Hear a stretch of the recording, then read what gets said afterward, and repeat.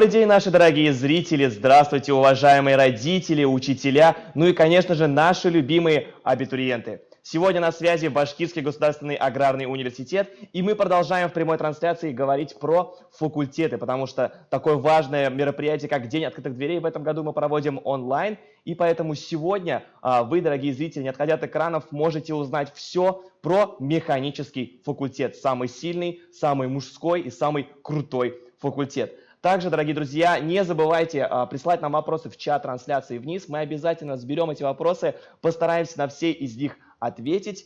Ну и что остается добавить? Друзья, давайте познакомимся с этим факультетом через замечательный видеоролик. Не переключайтесь и оставайтесь вместе с нами.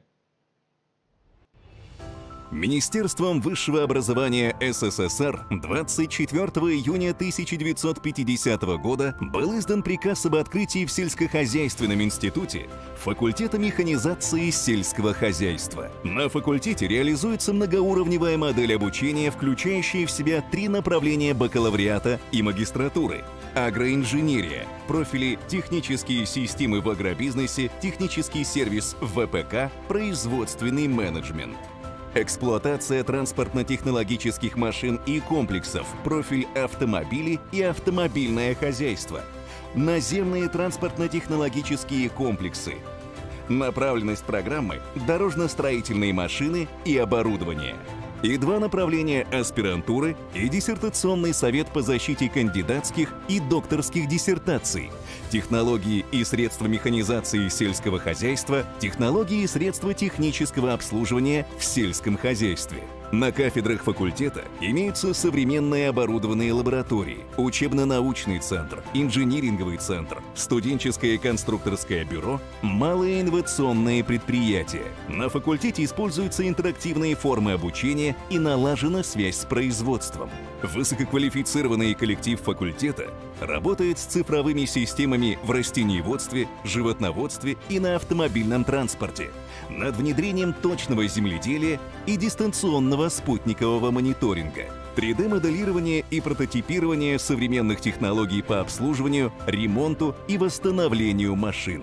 За последние годы разработаны методы по переводу техники на газ и иные виды топлива, усовершенствованы конструкции сельскохозяйственных машин, подъемных механизмов, разработано газобаллонное оборудование из композитных материалов, получено более 80 патентов.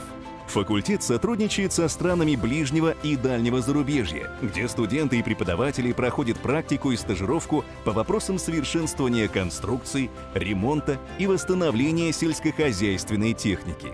Студенты и молодые ученые факультета являются победителями и призерами международных и всероссийских конкурсов научных работ среди аграрных вузов по своим специальностям, а также Всероссийского чемпионата профессионального мастерства WorldSkills, который в 2017-2018 годах проходил на базе факультета.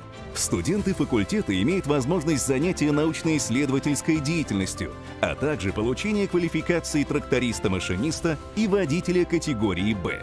В составе студенческого строительного отряда «Колос» студенты проходят практику в автотранспортных предприятиях нашей республики, республик Татарстан и Крым, Оренбургской и Воронежской областей. Студенты факультета раскрывают свои таланты в Центре эстетического воспитания, а мужской хор и ансамбль кураистов являются визитной карточкой университета. За время работы факультет подготовил более 10 тысяч высококвалифицированных инженеров, успешно работающих во всех отраслях народного хозяйства, органах государственного и муниципального управления, в силовых структурах и вооруженных силах России. Механический факультет, сохраняя свои традиции, обеспечивает высококачественное образование специалистов, уважаемой во всем мире профессии инженера, живет полнокровной жизнью, динамично развивается и с оптимизмом смотрит в будущее. Вот такой замечательный и по-настоящему крутой ролик про механический факультет, в котором действительно показываются все прелести, всю крутость и то, чем занимаются студенты. И как мы уже выяснили по видеоролику, там не только знающие студенты, которые занимаются с передовыми технологиями, но также и творческие студенты. Также хотел вас порадовать, что сегодня я принес в студию свои игрушки из дома. Вот такие они. Ну, на самом деле, да, это немножко юмора, нотка юмора. На самом деле это автомобили, с которыми непосредственно работают студенты механического факультета, технологии различные, о которых мы тоже сегодня поговорим. Также сегодня со мной вот такой замечательный Кадиллак, если вы, конечно, понимаете, о чем я, пишите тоже в трансляцию, если уже поняли, о чем я говорю. Ладно, друзья, давайте потихонечку начнем и будем представлять спикеров, которые сегодня с нами в студии. Ну и по традиции мы приглашаем сюда деканов, это самый главный человек на факультете. И сегодня с нами в студии декан механического факультета Ильгам Хамбалович Масалимов. Здравствуйте. Добрый день, Эрнест. Также сегодня с нами директор представительства компании Bosch в Башкортостане, заслуженный работник транспорта Республики Башкортостан Андрей Владимирович Неговора. Здравствуйте, друзья. Здравствуйте. Ну и, как всегда, неизменный с нами также ответственный секретарь приемной комиссии Башкирского государственного аграрного университета Светлана Сергеевна Благолюк. Здравствуйте. Добрый день, дорогие друзья. Приветствую гостей в студии. Ну, хотелось бы самый главный вопрос задать декану. Все-таки вот есть такая тенденция, что стереотип, наверное, что говорят, что в аграрном университете есть только механический факультет и все остальные, то есть только два. Правда ли это? Спасибо, Эрнест. Конечно же, нет. Эта легенда существует давно, но сегодня все факультеты выравниваются. Но сегодня я бы хотел сказать о своем факультете. Наш факультет в этом году отмечает свое 70-летие. Мы подходим к этому юбилею с определенным багажом. У нас на сегодняшний день общепризнанная в Российской Федерации одна из лучших материально-технических баз. Нашему факультету было доверено провести 2 отраслевых чемпионата Российской Федерации по эксплуатации сельскохозяйственной техники. У нас имеется надежный, высококвалифицированный преподавательский состав.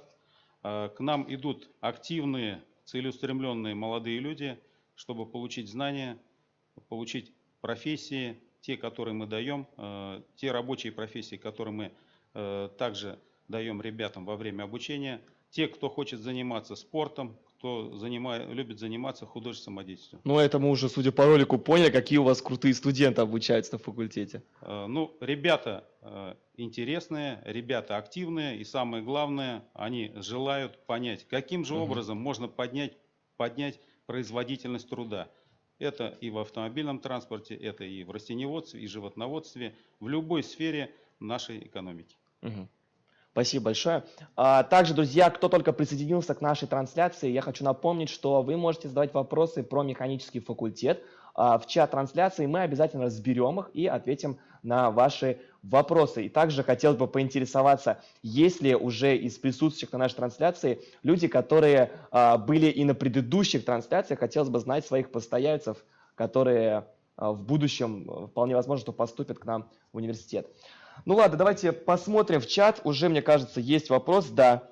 Кстати, я знаю, наша постоялица Алия Латыпова, она уже всегда тоже присутствует в нашей трансляции. Светлана Сергеевна, я думаю, что вы помните ее уже. Да, это не первый. И вот такой вопрос она задает. На самом деле, можно сказать, простой вопрос, тем не менее. Какую технику вы используете? На сегодняшний день мы используем самую современную технику. Выпущена эта техника в Российской Федерации и за рубежом. Это такие компании, как Россельмаш, это такие компании, как КАМАЗ. Техника, выпущенная концерном «Тракторные заводы». Техника, которую представляют ведущие зарубежные компании. Все они представлены на рынке Республики Башкортостан и Российской Федерации. Ильгам Хамбалович, вот мне интересно, что вопрос задала девушка. Скажите, пожалуйста, а у вас много девушек на вашем мужском Кстати, да, факультете? отличный вопрос. Эрнест сказал, что это мужской факультет. Светлана Сергеевна, у нас более 40 девушек обучается на сегодняшний день. Сколько? Более 40. Более 40? Более точно скажу, что их 42.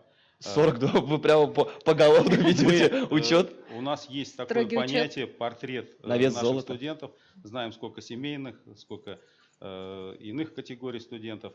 Хотелось бы сказать, что девушки, да, в отличие от тех советских времен, девушек больше. Но мы даем и направление подготовки, как видели по ролику, больше. Не только агроинженерия, но и новые направления эксплуатации транспортно-технологических машин и комплексов и наземные транспортно-технологические комплексы. А все-таки, если говорить даже о девушках, ну, я просто люблю о них говорить, есть ли какие-то такие профессии, не связанные с тяжелым трудом именно для девчонок? То есть, ну, понятно, что если есть желание, то они могут работать как и с деталями там, да, с тяжелыми. Тем не менее, чем непосредственно занимаются девочки на факультете? Ну, мы Какие предметы изучают? Может быть. не делим предметы на мужские и женские, мы Мгм. даем единую учебную программу, но девушки приходят, потому что после окончания они трудоустраиваются. Все, что связано с логистикой, с учетом движения материальных средств, также с предпродажной подготовкой, с диагностированием техники. Вот в этих отраслях девушки находят себя. Мгм. И По- достаточно а. успешно они себя показывают. Есть положительные примеры из числа выпускников. Я бы тут даже добавил, что, Мгм. допустим, в этом году конкурс на лучшего регулировщика топливной аппаратуры у нас при зрительской симпатии выиграла Эльвира, девушка тоже. Ну, Поэтому они очень активно участвуют и совсем не теряются в этой жизни. тогда я могу сказать, что Алия Латыпова может не стесняться, и если что, на механическом факультете в плане физики не трудно, а работа всегда есть, и есть чему обучаться прекрасной половине человечества.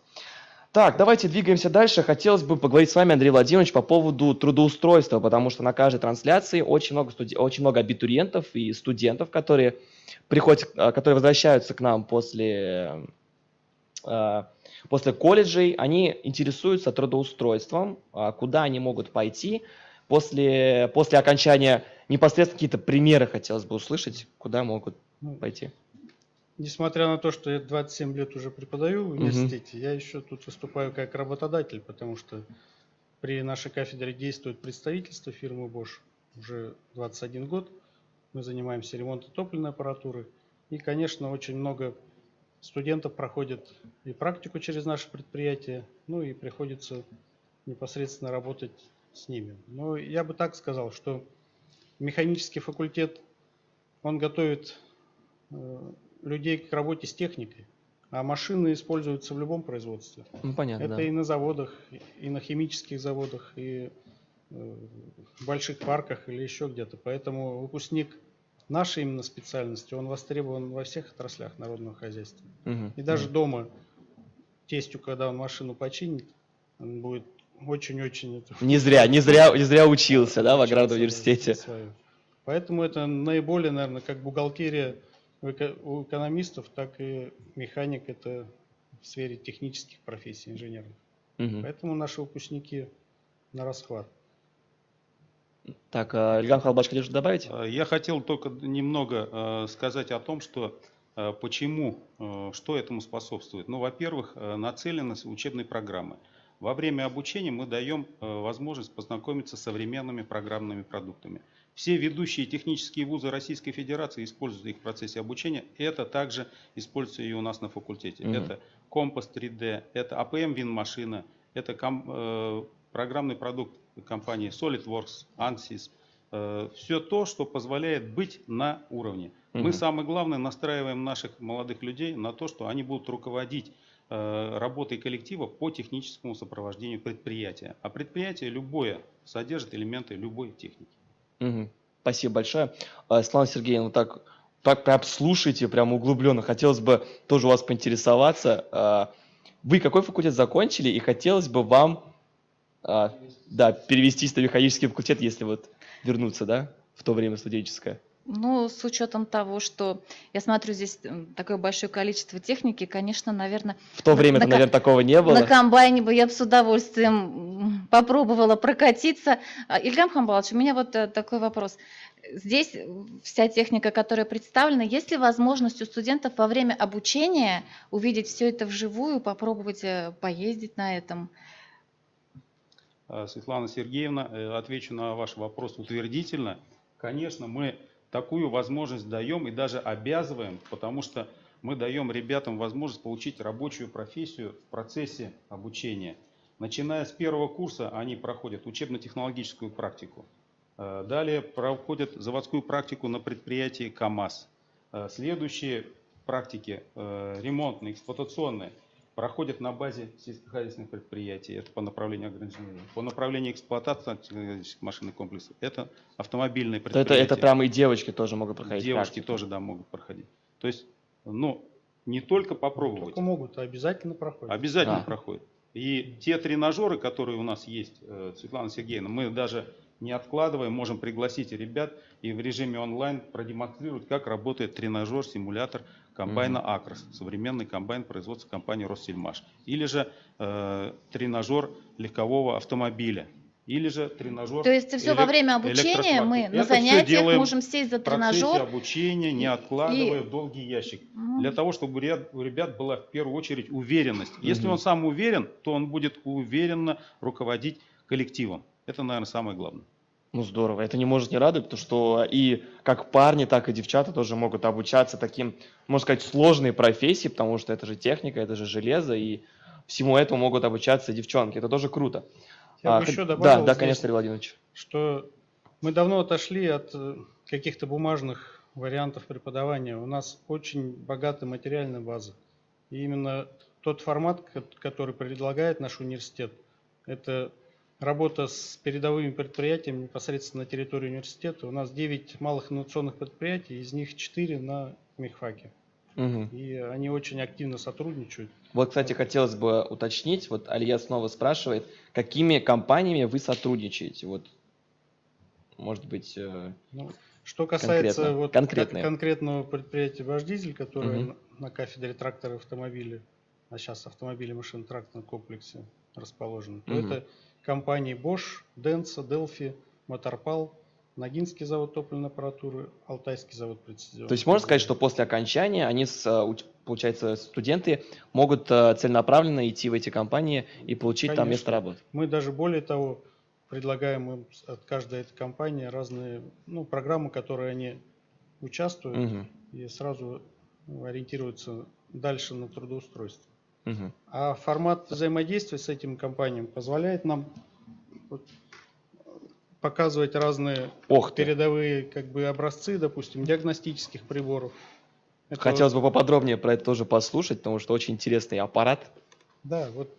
Но они в разном исполнении. У нас около 12 разных приборов, Ага. с которыми это последние разработки фирмы Bosch по активной приемке диагностики автомобилей. А это уже углубленной диагностики, то есть проверки электронных систем автомобилей. То есть этим аппаратом могут пользоваться так и студенты. Ну, у нас есть лабораторные работы в рамках дисциплин. А вот Нет, такой студенты очень немаловажный сами. вопрос, извините, что перебиваю. Студенты, они участвуют в разработке подобной техники? Но у нас, Илья Михайлович, по-моему, где-то 2/3 дипломов идут с научными разработками, с Мгм. элементами НИРС, научно-исследовательской Мгм. работы. По заявкам предприятий. Да, в том даже числе по так. заявкам. А магистратура, они прям обязаны что-то новое разработать. Ну ладно, все-таки расскажите нам конкретно, как вот этим аппаратом пользоваться, потому что, интересно, такой век технологий, раньше такого не было, а сейчас студенты могут непосредственно научиться пользоваться такой штукой. Расскажите, пожалуйста. Это еще и не самое чудо, которое механики могут То есть показать. это, имеется в виду Да. технология такая интересная.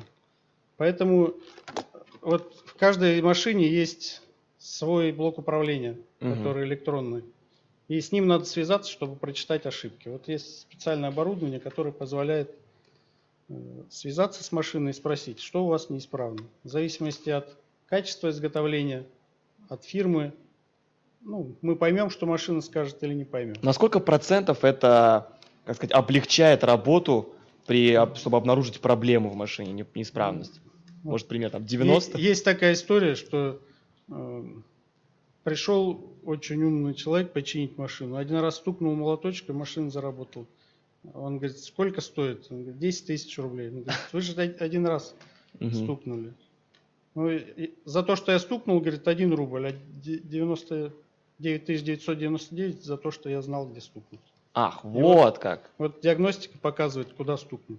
если Все ей правильно просто и понятно. Диагностика показывает, куда нужно стукнуть, чтобы машина заработала. На самом деле это шутка, но Ну, понятно. студенты видят именно передовые технологии. Вот это я хотел сказать. И очень важно, что у нас несколько направлений таких глубоко, где есть действующие образцы, действующие предприятия. Мгм. Заезжают самые современные машины.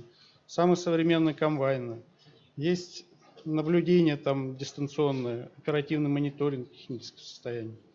Есть там художественная ковка, допустим, качественная диагностика. Поэтому было бы желание, нам есть чему научить. То есть вы еще сказали, что вот есть такая большая, можно я буду звать просто это аппарат, потому что, ну, для диагностики, да, а есть тут еще поменьше, то есть у него уже получается функций Да. меньше. Функция меньше, это активная приемка. Подъехала машина, сразу подключился, это позволяет записать на ремонт, определить, Мгм. в какой области неисправность. А это на каком направлении подготовки так можно использовать? Ну, при Все обучении. и агроинженерия, и эксплуатация транспортно-технологических машин. Мгм. комплексов. А после окончания есть ли какая-то вероятность, что студент, там, успешный студент может получить такой личный или, не знаю, или на местах работы предоставляют такие аппараты? Ну, конечно, на местах работают, но в рамках обучения в бакалавриате у нас около 20 рабочих профессий, которые мы можем предложить к освоению. Мгм. Это от кузнеца, от художественной ковки до диагностики Мгм. топливной аппаратуры, дизелей. Спасибо большое, Андрей Владимирович, очень интересно. Хотелось бы... Да, Ильгам Халбалович, Ернест, добавить? я дополню. Наверняка абитуриентов интересует и перечень организаций, где мы трудоустраиваем наших выпускников. Хотел бы сказать, что наши ребята, выпускники, трудоустраиваются не только на предприятиях агропромышленного комплекса, автотранспортных предприятиях, но это также предприятия дорожного хозяйства, жилищно-коммунального хозяйства, нефтегазовой промышленности, строительства, научные и образовательные учреждения. Мгм. У нас есть перечень организаций партнеров, с кем мы очень активно работаем. В него входят практически все ведущие транспортные организации, транспортные подразделения крупных компаний федерального, республиканского значения. Мгм. Спасибо большое, Ильгам Хамбалович. Друзья, хочу вам сообщить, что очень много вопросов нам поступило в чат. Буквально вот сейчас будем сидеть и разбирать, и на все отвечать. Давайте пойдем по первому вопросу. Алья Латыпова снова спрашивает, на что обратить внимание при выборе кафедры? Вот на что нужно обратить внимание? Кто будет отвечать на этот вопрос? Ильгам Хамбалович, Я, просим. наверное, отвечу на этот вопрос следующим образом. В первую очередь, конечно, выбираем направление подготовки. И после первого курса мы для того, чтобы выполнять научно-исследовательскую работу, определяем студентов по тем их предпочтительным интересам, которые они предъявляют, на какую бы кафедру они бы пошли работать. У нас все кафедры равнозначны, они все достойны, поэтому я бы рекомендовал сделать выбор осознанно, проучившись один курс на нашем факультете, и потом вы сами поймете, какой же интерес для вас наибольший вызывает та или иная наука, научное достижение на кафедрах. Ильгам Хамбалович, здесь, наверное, извиняюсь, следует дополнить, что при поступлении следует ориентироваться не на кафедру прежде всего, а на направление подготовки. Я об этом и говорю, да, что направление подготовки, которое мы реализуем, агроинженерия, следующее направление эксплуатации транспортно-технологических машин и комплексов, предполагает поступление вот на эти два направления. А уже в процессе учебы, Светлана Сергеевна, мы определяем, на какую кафедру. Ну вот от девочек много вопросов, и у меня тоже такой сразу вопрос возник. Агроинженерия, вот очень сложное название. Что мы будем изучать, если мы поступим? Что такое агроинженерия? Это инженеры или агро? Почему там агро? Я знаю, что у нас это направление на 2 факультетах реализуется. А чем они отличаются? Ну, наверное, начнем с предыстории. Мы реализовывали направление подготовки специалитет механизации сельского хозяйства. Но с учетом того, что внедрена трехуровневая система подготовки, мы реализуем программу новую агроинженерия. Это продолжение тех традиций механизации, электрификации сельского хозяйства. То есть основное слово механизация сельского хозяйства. А что будут получать, изучать? Они, Вот из этого большого количества машинок, которые здесь будут и вот это изучать? вот Это только небольшая часть, можно сказать, подводная часть айсберга того, что они будут изучать. Но самое главное, они будут изучать общие инженерные дисциплины, гуманитарные дисциплины и после этого специальные дисциплины. Вот все направления подготовки на факультете, они имеют равное количество часов по общеинженерным, гуманитарным дисциплинам. Ну на комбайны-то все-таки, если куда мне пойти? Если, Светлана Сергеевна, вас вдохновляет сегодня Комбайн. комбайн, Мне я кажется, после приглашаю трансляции, вас Светлана Сергеевна, на я поеду на направление- комбайн. Где он? на направление подготовки агроинженерии. Агроинженерия все-таки надо выбрать. А если направление подготовки эксплуатация транспортно-технологических машин и комплексов, наверное, то, что машинка, которая Эрнест выбрал, да? Ну, Эрнест выбрал наиболее предпочтительный вариант, о котором мечтают все наши выпускники. Он знал, Но что брать. Да, но я знал. начинают Мы больше они, ориентируемся на да, с грузовых автомобилей, коммерческий потому что транспорт. этот транспорт, он приносит, скажем так, каждодневный доход. Так, давайте еще разберем вопросы из чата. Просто их реально огромное количество, и хочется скорее на все ответить, потому что ребята ждут, ребята хотят получить свой ответ. Светлана Сергеевна, вопрос для вас. Марина Колесникова задает. При поступлении нужно сдавать ЕГЭ по всем предметам или какие-то экзамены можно сдать в самом университете? Это традиционный вопрос про поступление, Мгм. довольно-таки актуальный. Конечно же, сейчас ребят очень интересует. И то, какое количество экзаменов. Говорили о том, что может быть меньше, но у нас перечень не изменился. Это 3 вступительных испытания. Мгм. Математика профильного Профильная, уровня, да. русский язык и на инженерном факультете механическом это физика, И третий чтобы предмет. дополнить, вот сразу тут еще есть похожий вопрос про баллы, про конкретные баллы спрашивают. Что про конкретные баллы мы можем сказать? Здесь есть разные понятия. Пороговый балл, проходной балл, рейтинговый балл. Что Мгм. касается порогового балла, они у нас не повышены. То, что устанавливает Рособорнадзор для положительной сдачи экзаменов, мы на тех же порогах и останавливаемся. Это 27 баллов математика, 36 баллов физика, 36 баллов русский. Поэтому документы можно спокойно подавать. Но потом начинается конкурс. Если интересует Конкурс информация... как на свадьбе?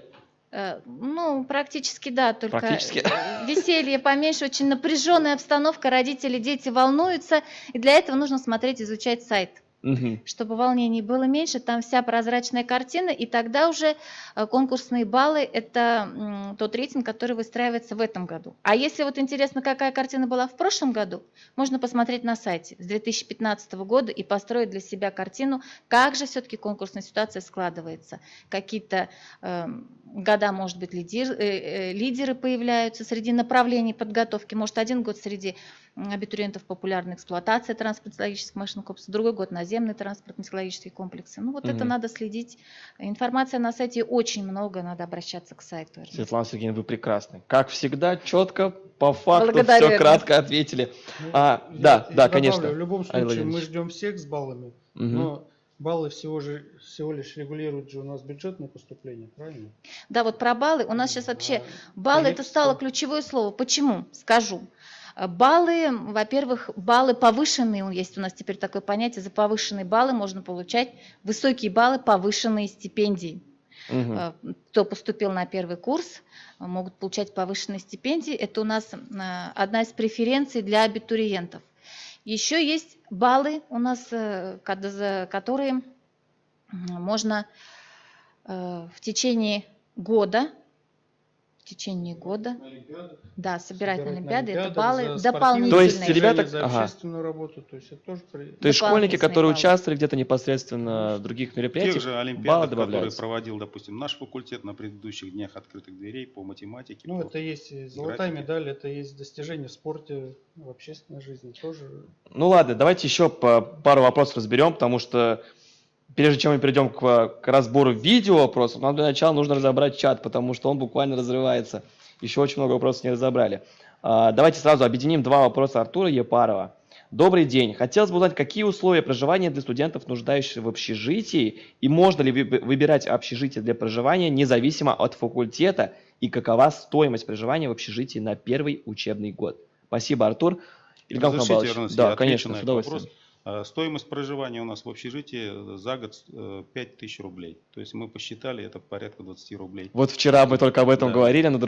другой трансляции. По вопросу предпочтений мы не останавливаемся только на одном общежитии. Есть возможность обратиться в правком студентов и по соответствующей уважительной причине перенаправляем студентов в другие общежития. Но мы, как работники деканата, конечно, рекомендуем жить вместе, потому что учебный план выполнять вместе, преодолевать Бок о бок. трудности вместе. Бок И о бок, да. поэтому тот, скажем так, опыт жизненный, Мгм. который они наберут вместе, Согласен. проживая и в общежитии, и обучаясь в университете, это им больше поможет по жизни. Вот это, наверное, самое главное, Да. что мы говорим ребятам. А так у нас все общежития равны. Наше общежитие вообще находится в шаговой доступности. Мы даже при поступлении рекомендуем с родителями абитуриентов пройтись пешим ходом, это 10 минут. Чтобы убедиться, что как бы Да, условия все действительно, условия комфортные. достаточные. Ну и к тому же за 20 рублей в день, извините меня, ну это... Но таких цен нет нигде. Да, это совсем копейки, можно сказать. Включая фитнес-зал. Да? Есть спортивные залы, Есть еще и спортивные библиотека, залы. есть возможность в душевой, есть возможность позаниматься в актовом зале. Да. То есть все возможности имеются. То есть все условия для комфортного Благоустроенное проживания. общежитие, Мгм. да. Спасибо Ильгам большое. Хамбалович, вот скажите, пожалуйста, а если вот абитуриент приезжает в приемной комиссии на консультацию, но он еще не наш студент, а вот как, можно будет ему общежитие? Мы регулируем этот вопрос, Мгм. конечно же, по согласованию с управлением по воспитательной работе помогаем, потому что понимаем, что ребята в основном у нас сельские или приехали из дальних районов, поэтому нужно пойти навстречу. Как Мгм. раз окунуться в жизнь Да, общежития, да. попробовать и понять, что наши Вот. общежития лучшие. Для нас важно показать, что мы лицом работаем со студентами, то есть Мгм. мы понимаем их проблемы, То есть чаяния не вот и- так вот, как да, бы, а конкретно не взаимодействие. бюрократически, Да. а именно стараемся быть, скажем так, поближе к ним. Мгм. Хотелось бы вот еще такой вопрос забрать, очень интересный вопрос. Вот задает его Рустам F1, такая очень интересная фамилия у парня. Какие категории откроются после учебы? Видимо, о категориях вождения он говорит. Например, Б, С и тракторные. Ну, или нужно отдельно в автошколу ходить? Я слышал, что со 2-го курса уже на комбайне можно проходить практику. Интересный вопрос, главное, откроются. А как они Да, открываются? да. Это как что Как? открывается? Открывается что? У нас, Я, наверное, наверно, есть школа своя, да? У нас есть своя школа в составе университета. Вот очень важно, да. На кафедре автомобилей и машино-тракторных комплексов ребята могут получить категорию Б, категорию С. А по цена? стоимости? Да. По стоимости это цена одна из самых низких по городу. 60% от общей стоимости Да. для студентов нашего вуза.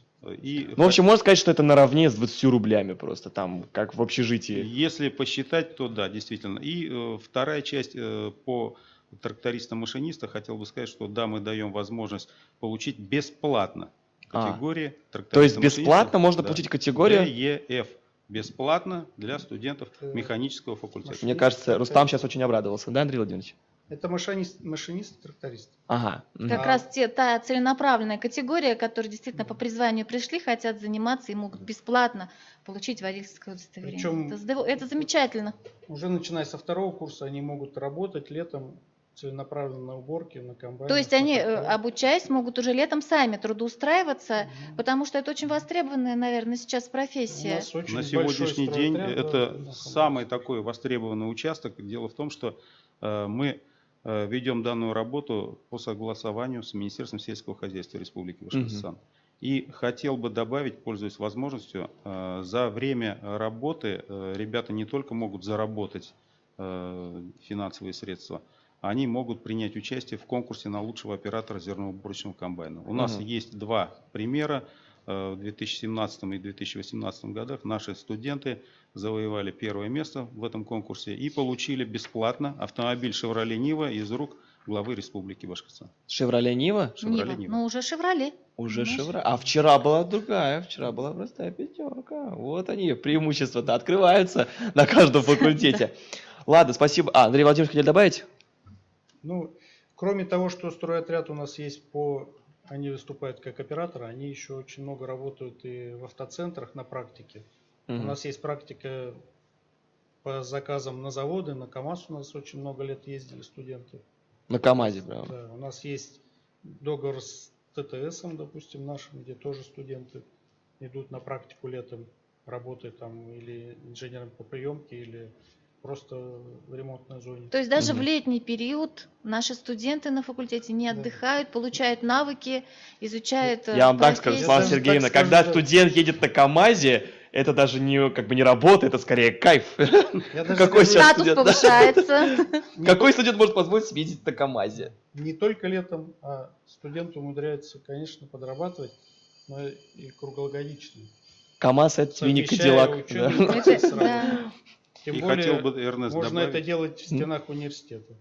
Так. что вот у нас есть возможность, ребят, не только вот в КЕРК, Уфа, но все ведущие автотранспортные предприятия республики, крупнейшее предприятие Башавтотранс, которое возглавляет наш выпускник, нашего факультета можно трудоустроить этих ребят для прохождения практики. Эти же договора у нас есть с предприятиями жилищно-коммунальной сферы.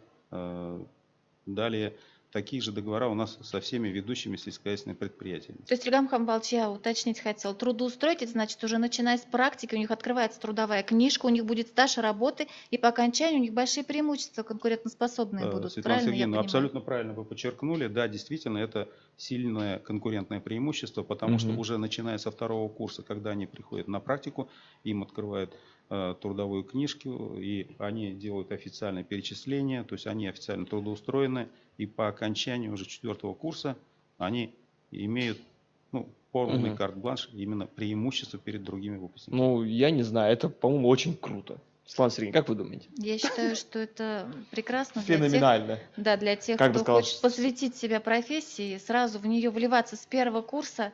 Это Ну да, уникальная дорогого возможность. стоит, да. Светлана Ладно. Сергеевна, можно я дополню конечно. еще один момент? Вот здесь мы на стенде представили 3D-модели, изготовленные нашими студентами на кафедре механики и конструирования машин. Особенность состоит в том, что мы говорим только про практическую подготовку, но в обычные дни студенты, осваивая программные продукты, могут освоить и работу на 3D-сканере и 3D-принтере. Это тоже немаловажное преимущество, оно связано с тем, что у нас есть возможность все, что вы создаете своими руками, на бумаге, на чертежах воплотить в трехмерную модель. Ильгам И мы Хамбалович, а если... представили элементы дипломных работ. То есть то, что ребята потом будут защищать по итогам 4 лет обучения. Если в машине что-то сломалось, вот эти можно заменить? Если Ну, не знаю, соответствующий Светлана материал, Сергеевна. то можно, Светлана Сергеевна. Можно? Если очень... Пластиковые. Что, просто завестись, как бы проверить и все. Ладно, друзья, давайте немножко сменим рубрику. А у нас еще есть видео, вопросы, которые нам прислали на почту, и тоже хочется на них ответить. Поэтому давайте посмотрим. Первый вопрос нам задает Эльвина Ильмировна, выпускница школы номер 4 из города Янаул. Давайте послушаем. Здравствуйте, я Хавизьянова Эльвина Ильмировна, выпускница школы номер 4 города Янаул. Хочу задать вам вопрос. Изменятся ли правила приема абитуриентов по целевому направлению в этом году? Спасибо за внимание. Ну что ж, давайте еще раз. Меняют все-таки ли правила по целевому направлению в этом году? Давайте я начну, потому что здесь очень много можно говорить. Прежде всего, о целевом приеме на целевое обучение. Второй год у нас действуют новые правила. Эти правила, они очень выгодны, скажем так, для поступающих. Почему? Потому что по договору о целевом обучении определенные гарантии, определенные перспективы от работодателей, от той организации, которая заключает договор. Ну и перед обучающимся, перед студентом есть обязательства по обязательной отработке в течение 3 лет после окончания целевого обучения. Но тем не менее, я думаю, что для студентов это все-таки больше плюс. Потому что гарантированное место трудоустройства, но о том, куда можно трудоустроиться, уже сегодня говорил и Андрей Владимирович, Ильгам Хамбалович. Здесь что следует отметить? Для того, чтобы поступать по целевому, нужно обращаться к партнерам, прежде всего факультета, да, работодателям, на заключение договора. Договоры типовые формы, утвержденные правительством Российской Федерации, они размещены у нас на сайте, в том числе для того, чтобы заполнить. Все образцы у нас есть. Можно, я думаю, дополнительно на факультете спросить, какие предприятия лучше выбрать, организации, партнеры. Светлана Сергеевна, я вот, может, что-то не знаю, но с этого года я знаю, что есть возможность компенсировать, субсидировать обучение коммерческое до 90% от Минсельхоза. Да, Андрей Владимирович, эта программа, она здесь привлекает у нас, опять же, партнеров работодателей, дает возможность студентам, которые обучаются на коммерческой основе, если оплачивает организация, то организации возмещается до 90% с 2021 года, с 2021 года до 90% оплаты стоимости. То есть можно поступать смело и на коммерцию, если вы найдете организацию или предприятие, которое согласно оплачивать обучение, а потом возмещать затраты. Более подробно на сайте об этом у нас тоже можно прочитать. То есть за год обучения, по сути, предприятие будет платить где-то 10-11 тысяч рублей. Это вообще шикарно. И хотел дополнить, Светлана Сергеевна, вот у нас по направлению эксплуатации 10% мест от общего От конкурса. общего количества И бюджетных мест на это направлении целевое Эрнест имеется в виду агроинженерия обучение. у нас 25 мест мест выделено для целевиков. 25 для целевого направления? 25%. Кстати говоря, это очень, очень хорошая цифра, потому Очень что хорошая. каждую трансляцию нам задают ребята вопросы, касающиеся именно целевого направления. То есть студентам важно после окончания университета 100% получить место работы. Но это 25, это очень много, мне кажется. Ладно, друзья, я хочу вам сообщить, что сегодня также у нас в студии учебный мастер кафедры автомобилей и машино-тракторные комплексы Анастасия Андреевна Давыдова. Давайте послушаем, что сегодня она нам приготовила и о чем она нам расскажет. Анастасия подготовила элемент лабораторной работы, который проводится на кафедре. Мы здесь продемонстрируем, как студенты определяют густоту пластичных смазок. Прошу, Анастасия. Вот на Так. этом примере я бы хотел пояснить, что у нас не только практическая какая-то работа на лабораторных работах, но есть и фундаментальные моменты, там, где студенты понимают сам процесс. То есть вот определение густоты, пластичности, консистенции смазок очень необходимо при производстве. Вот мне сейчас, как человеку, который наверняка, как многие, ничего не понял, что сейчас произошло, хотелось бы все-таки понятными словами вот как-то кратко объяснить, что все-таки сейчас Анастасия Андреевна сделала. Вот по Таким тому, образом. как был проведен эксперимент, цифровая шкала показывает по густоте пластичной смазки, мы оцениваем прокачиваемость ее по каналам и, соответственно, затраты мощности на привод узла, где она используется. Проще не стало, Да. конечно. Я Я честно- спрошу по-другому. Вот вчера у нас был факультет агротехнологии и лесного хозяйства, мне подарили вазочку с цветком, я все поняла. А здесь применительно вот к нам, обывателям, что Я мы так можем скажу, почерпнуть? Чтобы, если подшипник нужно смазать, вытекет ли смазка быстро из него, или она будет держаться долгое время? То есть здесь мы производителя, наверное, оцениваем прежде всего и Конечно. можем В первую очередь предпочтение определение, да. выбрать. Наша компания сотрудничает, которая сотрудничает с нами, предоставила оборудование, сделала соответствующий ремонт. Компания «Лукойл», вот Мгм. они предоставляют Эрнест, качественные понимаешь? Да. материалы. Здесь Спасибо большое, Можно Анастасия Андреевна. проконсультироваться у Просто студентов, какое лучше масло выбрать. Вот это же это, здорово. кстати, тоже очень О чем актуально на поговорить сегодняшний день. с Да. молодым человеком с механического факультета? Да. Какое лучше масло? И какой бензин? Ну ладно, об этом уже немножко позже мы поговорим. Мы сегодня в машину заливаем масло гораздо дороже, чем на хлеб мажем, когда кушаем. Поэтому, конечно, Это надо да, выбирать. это вы В правы. магазине-то мы выбираем среди 50 марок, какое масло взять. А автомобильное, кажется, не так все просто. Ну, в любом случае, Имейте благодарим дома Анастасию этот прибор, Андреевну если за умеете пользоваться. за такой эксперимент. Друзья, а мы с вами продолжаем разбирать ваши вопросы из чата. Есть такой еще вопрос. Светлана Сергеевна, я думаю, что вы с удовольствием на него ответите. Элина Гаскара задает вопрос. Какие льготы предусмотрены для сирот? Тоже такой немаловажный вопрос. Он очень серьезный вопрос, я бы Мгм, сказала, потому да. что здесь законодательством определены гарантии, выделены определенное количество бюджетных мест именно для льготной категории граждан, так мы называем. Дети-сироты туда тоже относятся. На это количество мест организуется конкурс среди этой категории граждан. Но преимущество то, что зачисление в нулевую волну в современном этапе приема, когда у нас дистанционный прием, пугаться не нужно. Все документы можно подать, прикрепить тоже онлайн, который подтверждает Мгм. льготу данной категории, и также участвовать в конкурсе. Зачисление будет в нулевую волну на выделенное количество бюджетных мест. Мгм. Спасибо большое, Светлана Сергеевна. Давайте тоже продолжим разбирать вопросы. Вот Ильнур Жиганшин задает такой интересный вопрос. Здравствуйте, возможно ли на вашем факультете обучиться на право управления сельхозтехникой? Видимо, Ильнур только подошел, поэтому давайте тоже буквально в двух словах. Да, эта возможность предоставляется в соответствии с учебным планом и Мгм. при этом Бесплатно, мы совершенно говорили, даже бесплатно. бесплатно. Вот я запомнила, что на тракторе можно научиться, и на комбайне бесплатно. И в процессе обучения мы не только даем какие-то теоретические, у нас очень качественные тренажеры, где можно сымитировать. У нас есть тренажер комбайна импортного, в который садишься, и ты как будто двигаешься, едешь. То есть даже не имея прав, ты можешь уже потренироваться, что очень-очень позволяет подготовить хорошо.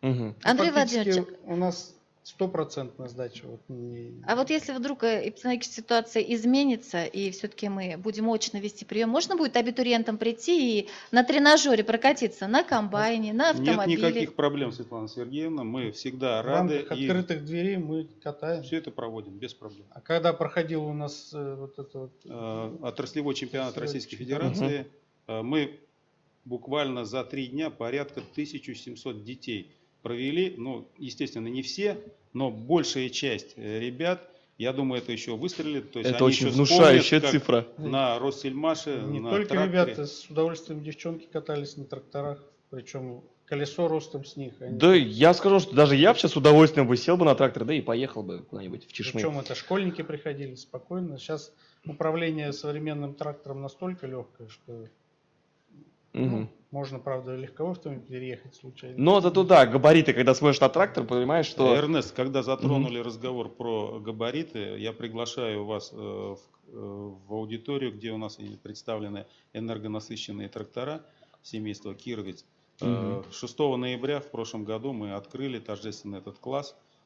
Габариты, они действительно вызывают... Внушающие, восхищение, да? То есть Я у с нас удовольствием аудитории приду. с техникой в полном полной размере.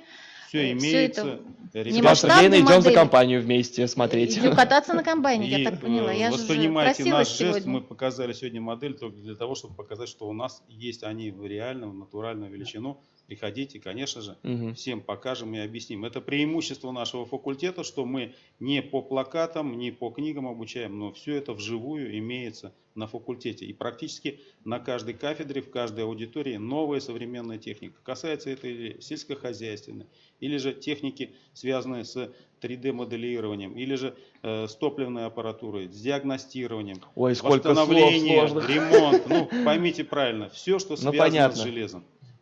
Без этого человечество не может двигаться вперед. Ну, согласен. И мы всегда цитируем на лекциях классиков, которые говорят о том, что инженер-механик тот, кто создал сегодняшнее общество. Даже Лев Толстой говорил о том, что невозможно отказаться от этих технических новинок. То есть надо с ними уживаться, надо с ними жить. Светлана Ильгам Сергеевна. Хамбалович, вот вы так говорите все. Мне кажется, что сейчас у нас ребята испугаются и скажут, там очень все серьезно, очень сложно. А если он творческий, он любит танцевать, петь, играть на инструментах, Вот. сможет он, когда учится себя Кстати реализовать? Или в спорте? Вот такой есть вопрос, Не, извините, если перебиваю. человек талантлив, он талантлив во всем. Да. Это мы не раз проходили и очень много... Здесь вот Байзит Андреянов говорит, а хватит ли времени получать полное обучение и заниматься на дополнительных занятиях? Вот я, например, хочу научиться играть на баяне и на гитаре и научиться ковать. Ну, Вот практически Байзит вот я Андреянов, да. озвучила Вы как вопрос. всегда, Светлана Светлана Сергеевна Сергеевна чувствует. предвосхитила вопрос абитуриента. Да, действительно, Светлана Сергеевна, он успевает.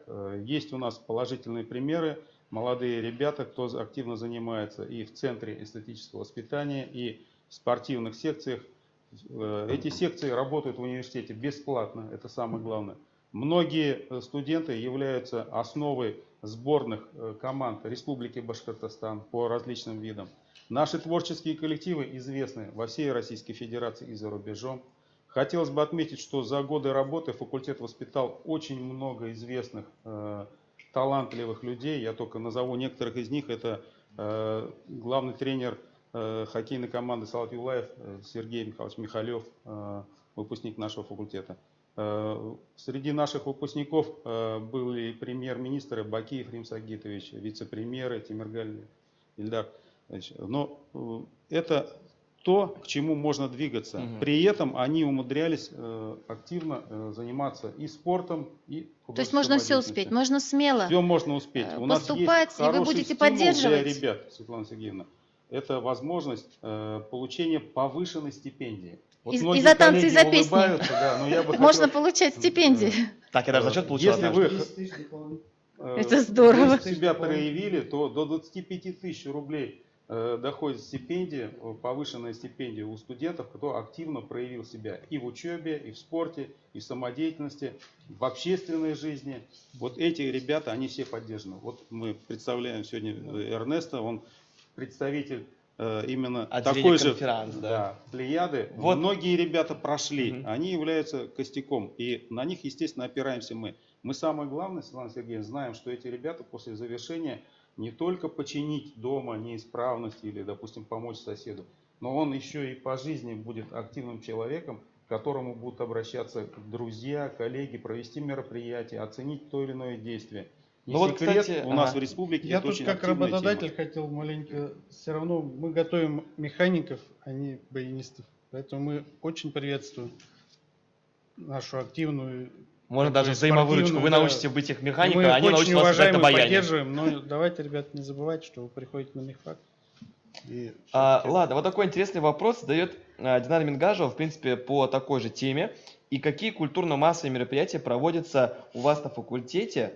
Подкрепляет вопрос, в чем преимущество вашего факультета? Хотелось бы немножко поговорить про культурно-массовые мероприятия. У нас в университете базируется собственный дворец молодежи, в котором есть собственный центр эстетического воспитания.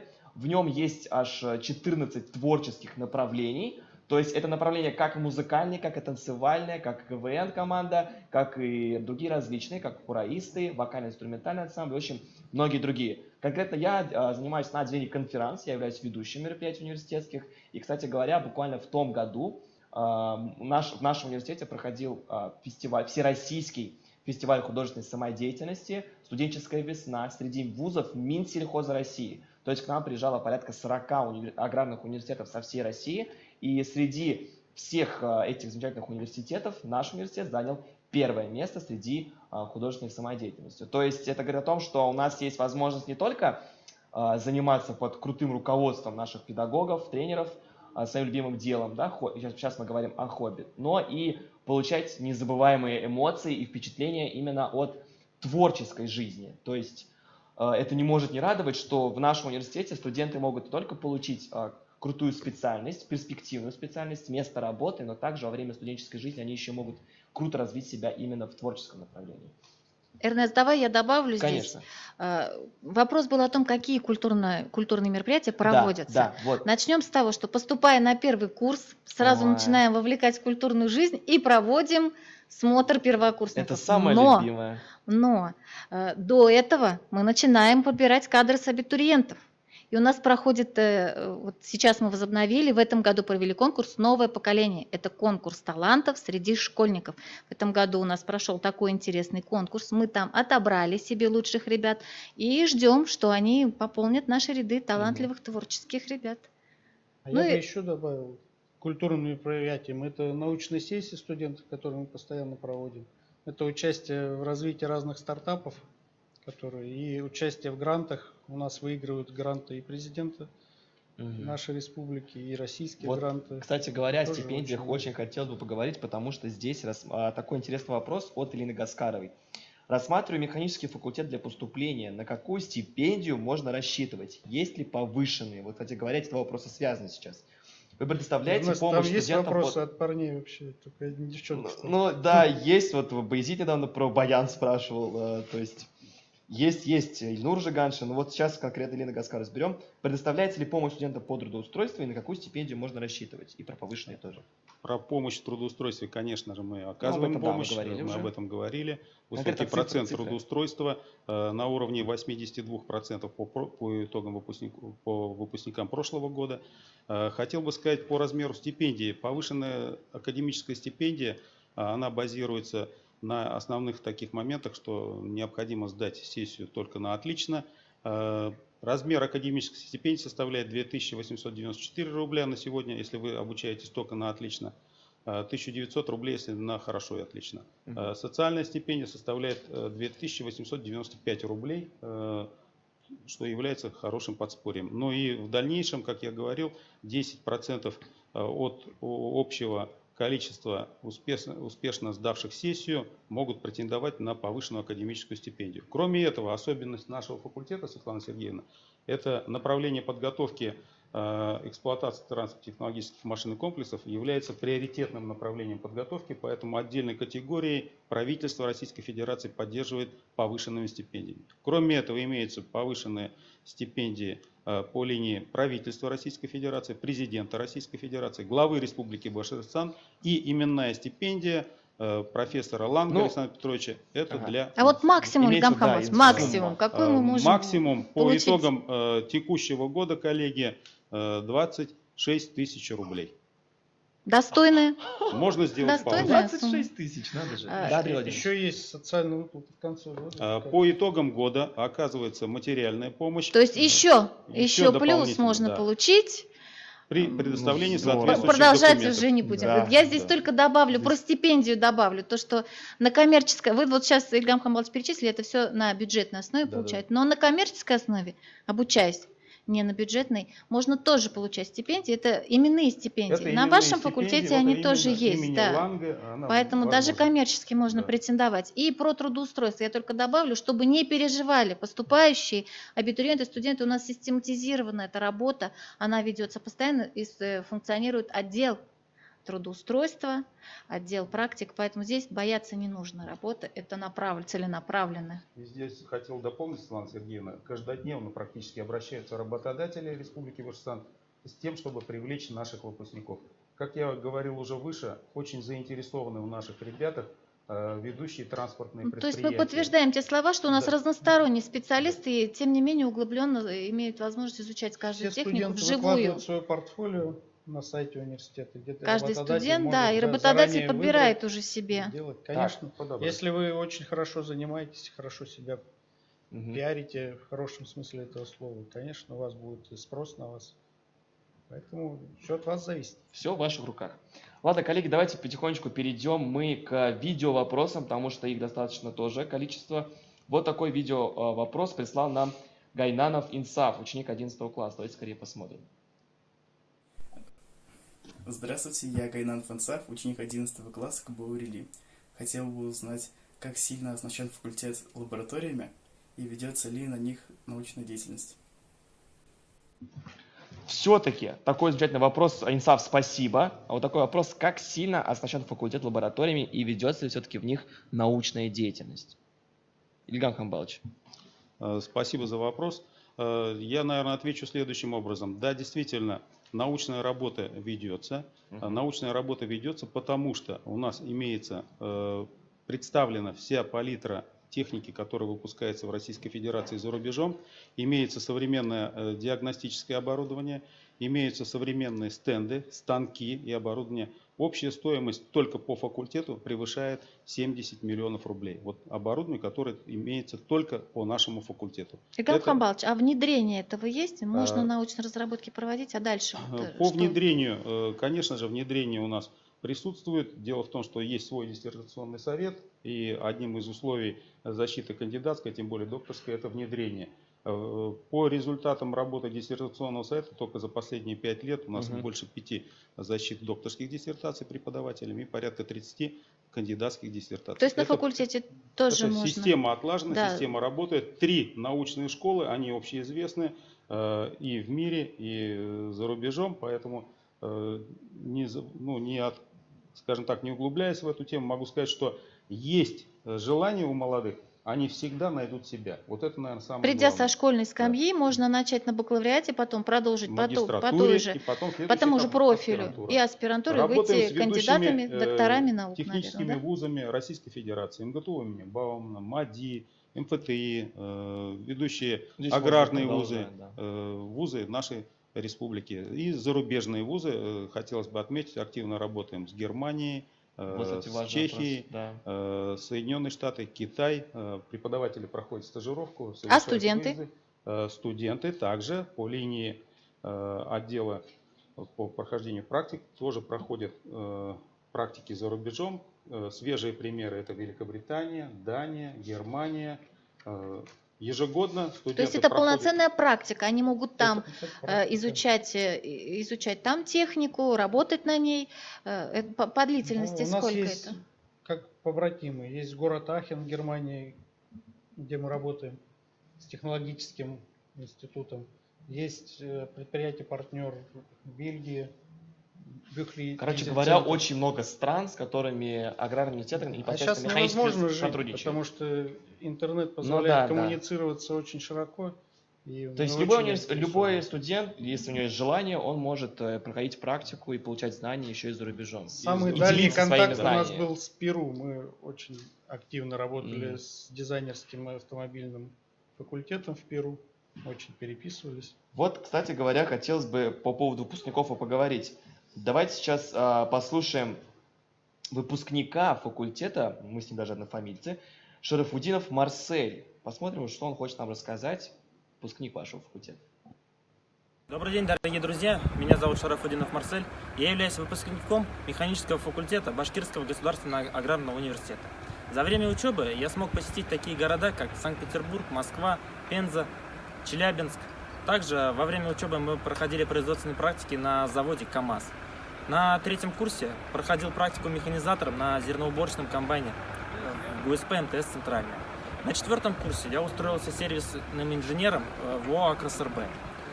По окончании механического факультета в 2015 году я заключил трудовой договор на должность менеджера по продажам в ОАО «АКРСРБ».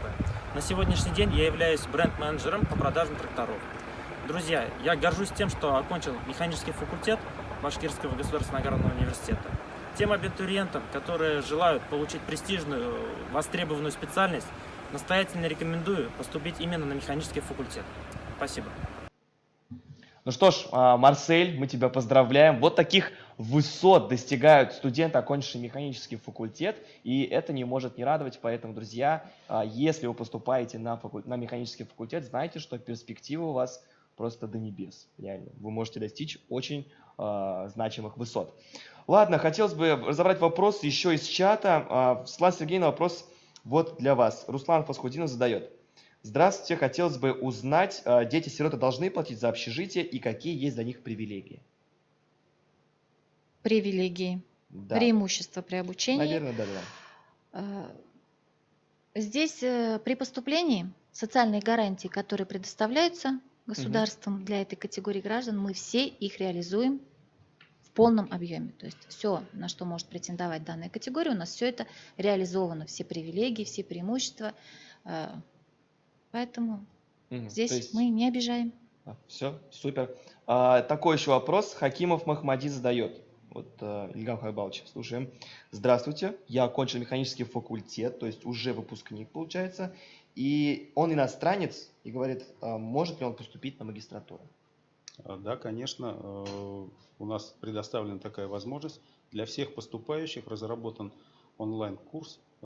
Можно пройти в режиме видеоконсультации, какой предстоит экзамен. Экзамен они проводят в режиме онлайн. На равных условиях с остальными поступают. Главное слово «может», и даже нужно продолжить, если в этом направлении хочет дальше развиваться, больше углубляться в науку. Магистратура – это больше научное изучение, изыскание. Нужно это поступать. Здорово. Да. Это же здорово, когда стены Эрнест, мы университета помним приветствуют. этих ребят, они в прошлом году были выпущены, закончили программу подготовки бакалавриата. Махмади я знаю. У него есть примеры из Республики Таджикистан.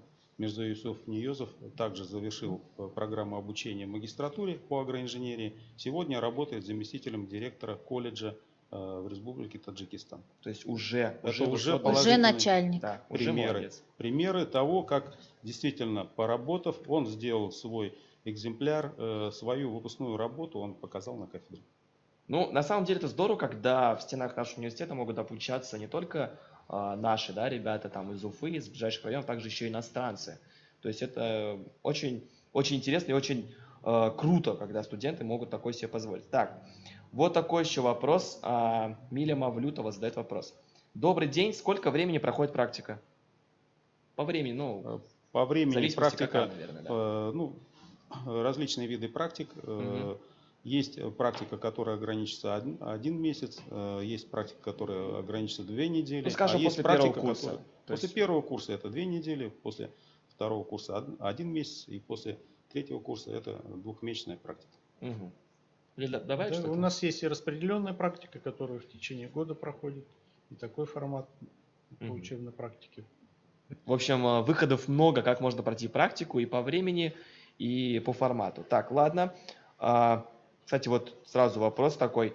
Может ли студент выбрать, где проходить практику? Ну, думаю, что тут можно в 2 словах ответить. Да, может. Да, может, без комментариев. Да. И было бы желание, кстати, Алия Латыпова снова задает. И вот еще один ее вопрос. Эрнест, насколько увеличилась твоя стипендия? Достаточно интересный вопрос. Увеличилась. Увеличилась и как бы... Да. У меня, поскольку я являюсь активистом своего факультета, о котором мы тоже еще поговорим в следующих трансляциях, у меня есть именная стипендия, также есть академическая стипендия. То есть академическая выдается после окончания сессии на положительные оценки, то есть на 4 и 5, и плюс еще именная стипендия. Так, вот такой вопрос еще есть. Почему, кстати, опять Алия Латыпова задает, прямо она самая активная. Сегодня лидер. Светлана Сергеевна, запомните. Да, Кадиллак твой. Нет, так, ладно. Алия Латыпова снова задает вопрос, почему надо выбрать именно ваш факультет? Такой провокационный вопрос. Почему? Ильгам Хамбалович. Потому что, узнав из книг великих теоретиков основные законы и теоремы, только у нас все это можно воплотить в жизнь. Потому что тебе интересны машины, механизмы, автомобили. И ты можешь очень научиться на самом современном уровне у нас ее эксплуатировать, ремонтировать и создавать новые образцы. Сейчас, уважаемые спикеры, хотелось бы снова перейти к немножко другой рубрике и хотелось бы посмотреть видеообращение от генерального директора ГУСП Башсельхозтехника Флориса Ревкатовича Шейхетдинова. Давайте послушаем, что скажет нам он. Профессия инженер-механик – это профессия, специальность человека, который проектирует, изобретает, производит, эксплуатирует различные механизмы, машины, оборудование, устройства, целые комплексы. И такую профессию у нас дает механический факультет Башкирского аграрного университета. Когда у меня спрашивают, где я учился, я гордо отвечаю, я закончил мехфак. Мехфак – это сила, это большая семья. За те годы, которые существует мехфак, а это очень много лет, армия инженеров-механиков более 11 тысяч. Эти люди сегодня прекрасно работают и в сельском хозяйстве, и в промышленности, и в различных других областях экономики. И я приглашаю выпускников школ, которые изъявили желание быть инженерами-механиками, поступить в механический факультет Башкирского аграрного университета. Вы не прогадаете. Вот такие напутственные слова нам сказал Флорис Ревкатович. Спасибо вам большое, если смотрите прямо сейчас нашу трансляцию. И думаю, что все студенты и будущие абитуриенты, которые будут поступать к нам в университет, теперь знают, что всегда есть места, где их ждут, и есть места, где 100% вы будете замечательным специалистом. Так, давайте разберем еще один видео-вопрос, который нам прислал Тимофеев Евгений, студент 4-го курса Уфимского автотранспортного колледжа. Кстати говоря, тоже немаловажно. Давайте послушаем. Здравствуйте, я Тимофеев Евгений, житель Гафурийского района. На данный момент я студент 4-го курса группы А5-16 Уфимского автотранспортного колледжа. 17 июня этого года у меня защита дипломного проекта. У меня такой вопрос, могу ли я претендовать на поступление на механический факультет по очной форме обучения, так как по определенным причинам ЕГЭ я не сдавал? Если да, то на какую специальность я могу поступить? Все-таки может ли претендовать Евгений на поступление на механический факультет без сдачи экзаменов ЕГЭ? Если да, то какая это специальность? Тоже интересно. Давайте я, наверное, Да. отвечу, да? Светлана Сергеевна, пожалуйста. Здесь категория поступающих на базе профессионального образования, то есть у него уже есть какая-то профессия, он поступает к нам без ЕГЭ, он сдает экзамены в университете. Перечень тот же самый: математика, физика, русский язык.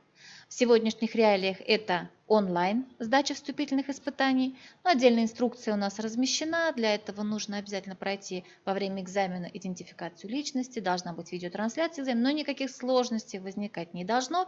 Это мы уже апробировали на заочной форме обучения. У нас сейчас уже идет прием. Научную форму начнется с 19 июня прием, поэтому после того, как получит диплом наш будущий абитуриент в колледже, мы приглашаем его к нам.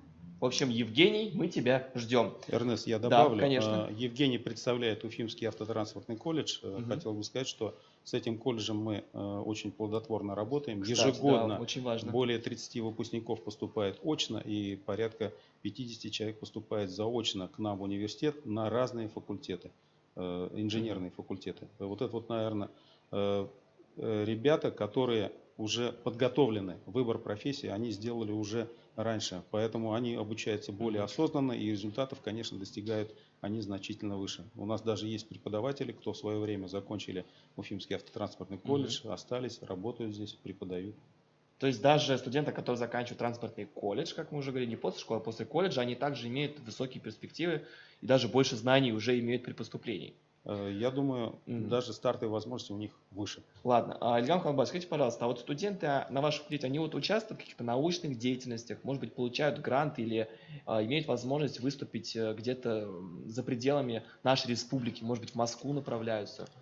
Конечно, они имеют полную возможность выступить на различных конференциях. Они могут съездить и принять участие в любой конференции, в любой точке Российской Федерации. Из свежих примеров только 2 работы, вот у нас буквально на прошлой неделе мы рассмотрели, приняли участие в конкурсе технические науки и среди студентов по направлению агроинженерии. И заняли призовые места по Российской Федерации. В прошлом году один из наших студентов получил грант 1 миллион рублей. Сколько? Главы Республики Башкортостан. 1 миллион рублей. 1 миллион? Ну и хотел бы Это сколько в представить общаге-то жить можно? Ладно. слово Андрею Владимировичу. Он, наверное, более подробно расскажет о том, каких достигли высот его подопечные. У Прошу. нас в университете есть целое подразделение Института инновационного развития, которое занимается поддержкой разных стартапов и научных разработок студентов. То есть это целенаправленная подготовка студентов для презентации своего проекта, то есть homологация его под какой-то. И мы ежегодно участвуем в фонде Сороса в программе Фонде «Умник», каком, «Старт». простите? Ну, есть общеизвестный фонд, есть фундаментальный фонд развития, есть фонд Сороса, и еще ряд частных инвесторов, которые постоянно мониторят интересные проекты. И вот Настя Давыдова, которая нам демонстрировала. Ну да. Это супер эксперимент, который с маслом. У нее очень много грантов, она специалист по производстве кумыса. Вот у нее был очень большой грант. Ну, кстати говоря, вот хотелось бы уточнить по данном вопросе по поводу грантов, а какие вот дополнительные баллы, Светлана Сергеевна, какие дополнительные баллы существуют для абитуриентов, студентов, которые выиграли, может быть, какие-то уже олимпиады? Очень интересный вопрос, Эрнест. Здесь следует отметить, что факультет в этом направлении работает целенаправленно. Мы приглашали школьников на сельскохозяйственную олимпиаду. Да, на сельскохозяйственную олимпиаду конкретно по профилю механизация сельского хозяйства. И ребята, которые участвовали, могут получать до 5 дополнительных баллов, а победители и призеры до 10. Но в данном случае 10 это максимум баллов, которые можно получить. И если он поучаствовал, если он победил, то уже максимальное количество он уже себе добавил к результатам 3 вступительных экзаменов. Так, кто-то хочет добавить? Хотел бы только сказать, что эта составляющая действительно активно у нас используется на факультете. Есть студенческая научная сессия, во время которой ребята могут показать свои успехи, свои знания в этом деле. Кстати говоря, вот я смотрю вот на вот эти вот выставку, на вот эти вот аппараты, на эти макеты, и мне такой вопрос пришел в голову. А студенты какие двигатели изучают? Все-таки бензиновые, дизельные? Или, может быть, вы можете сказать что-то еще про электродвигатели, потому что все-таки это инновации, это время технологий, и интересно тоже про это узнать. Все инновации, которые есть, конечно же, изучаются, но традиционно бензиновые и дизельные, потому что это классика, это абсолютное большинство, но и мы не останавливаемся, потому что очень сильно... А дают бензин студентам? Ну так, просто мельком. Для экспериментов, конечно. Раздают. Для экспериментов. Я хотел бы слово предоставить Андрею Владимировичу, вот они по переоборудованию могут рассказать и Двигатели примеры мы, привести. конечно, все рассматриваем. И бензиновые, и дизельные, и газомоторное топливо. Конечно, в плане современных перспектив развития мы рассматриваем и водородные, электромобили. Все это студенты не только изучают, они это сдают и нам рассказывают. Но, конечно, наш базовый двигатель это дизельный, потому что коммерческая техника является в основном оборудовано дизельными двигателями. Ну ладно. Изучив один тип двигателя, перейти на другой не составляет труда. Здорово. Ну, друзья, на этой замечательной ноте мы хотим попрощаться с вами и будем завершать нашу трансляцию. Хотелось пожелать вам удачи на ваших экзаменах, сказать вам огромное спасибо за то, что прибыли на нашу трансляцию, задавали очень много вопросов. Ну и также по традиции хочу предоставить слово спикерам нашей студии, которые тоже скажут вам пару напутственных слов. Я, выступая здесь как работодатель, хочу сказать, что, ребята, вас ждут на работе сформировавшимися специалистами. Учиться уже на работе некогда. Поэтому для этого есть механический факультет. Да, механический факультет очень большая есть, материальная база, очень высококвалифицированный педагогический состав. То есть здесь вы можете получить все и даже чуть-чуть больше. Недаром мы входим в 5 лучших аграрных вузов России. Спасибо большое, Андрей Владимирович.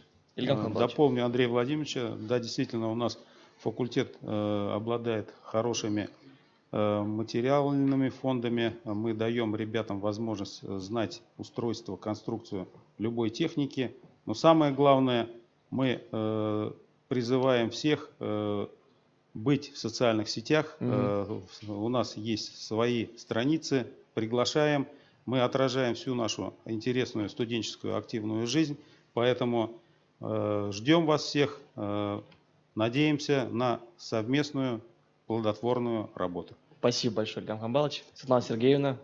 Дорогие друзья, я прежде всего приглашаю вас в приемную комиссию. Андрей Владимирович вот уже пригласил на работу. Я приглашаю вас в приемную комиссию. Желаю сейчас вам успешной сдачи экзаменов в форме ЕГЭ или вступительных экзаменов в нашем университете, мужество, ответственный период, ответственный момент, здоровья, успехов и, конечно же, выбирайте по призванию достойную для себя профессию. Спасибо большое, Светлана Сергеевна.